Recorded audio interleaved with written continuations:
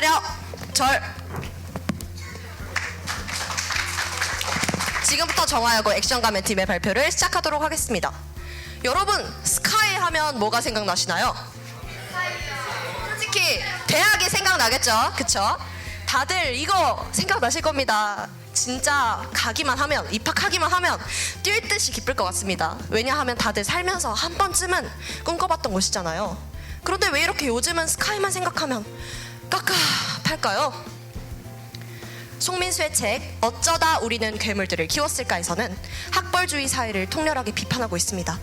결국 그가 말하고자 했던 것은 우리는 스카이 앞에서 우리를 부끄럽게 여길 필요도, 그들을 부러워할 필요도 없다는 것이었죠. 그런데 우리는 어쩌다 스카이를 이렇게나 부러워하게 되었을까요? 이것은 사회로부터 학습된 걸까요? 아니면 인간의 본능일까요? 최인훈의 소설 가면고의 담음광자는 그의 맨 얼굴을 드러내는 것을 두려워합니다. 다른 사람들의 완벽해 보이는 얼굴을 가지고 싶어 했습니다. 원하는 것이 강해질수록 그는 점점 괴물이 되어갔습니다. 다른 사람들의 얼굴을 뜯어내는 일도 서슴지 않았죠. 그러나 그의 방을 아름다운 가면으로 가득 채워도 그는 행복하지 않았습니다.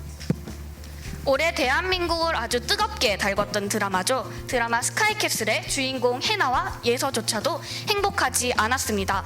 해나와 예서의 고민을 함께 들어볼까요?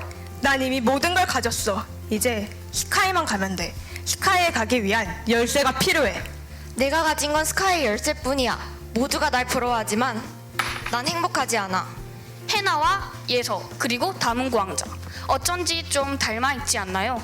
저희가 읽은 책 어쩌다 우리는 괴물들을 키웠을까에서는 사람들이 열등감을 가지는 세 가지 요소를 돈, 외모, 그리고 학력이라고 합니다.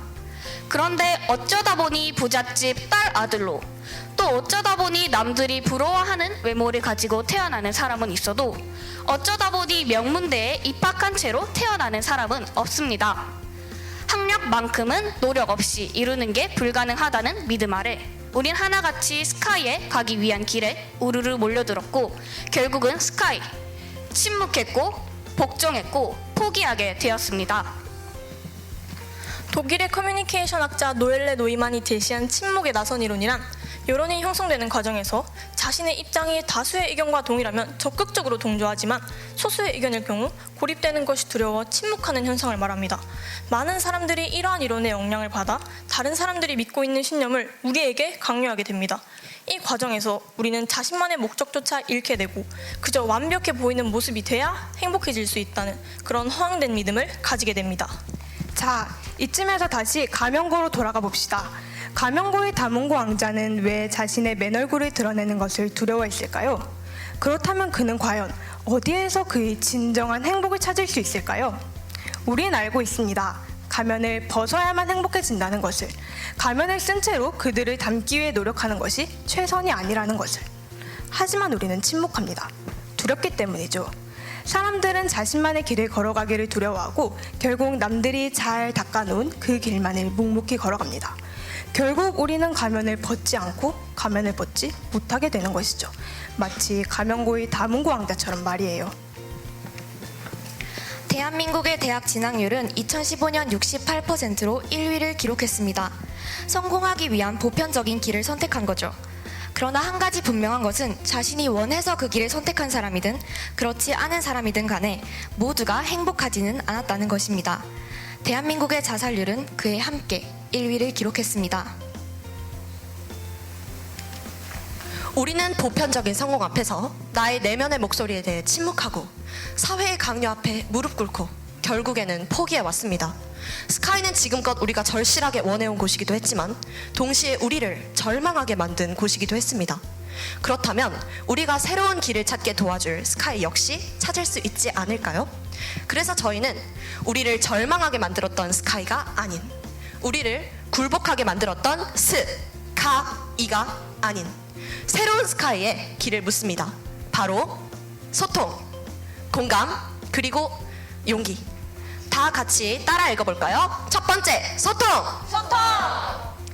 많은 사람들이 100m 달리기처럼 앞만 보고 달려왔습니다. 그러던 도중 뒤나 주위를 돌아볼 여유 같은 건 전혀 가지고 있지 않았죠. 우리는 이제 우리 주변으로 눈을 돌려야 됩니다. 주변에 있는 사람들에게 다가가 말을 붙여봅시다. 정상에 오른 사람이든 그 길을 걷다가 포기한 사람이든 혹은 나와는 또 다른 길을 걷고 있는 사람이든 그 사람들에게 말을 붙이다 보면 우리는 알게 될 것입니다. 사회가 규정했던 정답에 대해 의구심과 회의감을 품고 있는 사람이 나뿐만이 아니었다는 사실을 말이죠.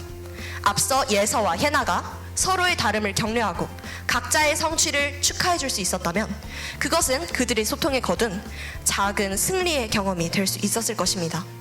내가 아닌 누군가가 거둔 작은 승리. 우리 주변에서 그 승리는 끊임없이 계속해서 크고 작든 일어나고 있습니다. 부디 그것에 대해 눈을 감지 마세요. 두 번째, 다들 따라 읽어봅시다. 공감! 수영선수 에릭 무산바니의 나라에는 수영장이 단 2개. 그는 고작 12m 풀에서 연습한 것이 전부였습니다. 올림픽 경기가 끝난 후 그는 100m 풀이 너무 길어서 죽지 않기 위해 수영했다고 말했습니다. 비록 그가 좋은 결과를 얻지는 못했지만 사람들은 그를 향해 환호했습니다. 공감이란 다른 사람의 감정에 대하여 동의하고 지지하는 것을 일컫습니다.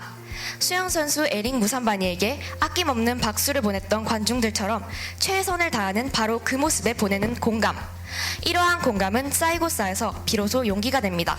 자, 마지막으로 다 같이 크게 따라 읽어주세요. 용기! 용기는 마침내 가면을 벗게 할 힘을 줍니다. 한 개인이 용기를 가진다는 것은 그 개인의 선에서 끝나는 일이 아닙니다. 한 개인이 가진 작은 용기는 누군가의 큰 힘이 되고 그 큰 힘은 모이고 모여 결국 우리 사회가 쓰고 있는 거대한 가면마저 벗길 수 있는 힘을 가지게 됩니다. 또한 용기는 새로운 길을 개척해 나갈 수 있는 힘 또한 줄 수 있습니다. 오직 하나만의 길을 걷던 사람들은 자신만의 방법으로 자신만의 길을 묵묵히 걸어나가기 시작할 것입니다. 오로지 정상만을 목표로 한 것이 아닌 개인의 행복을 목표로 한 채로 말이죠.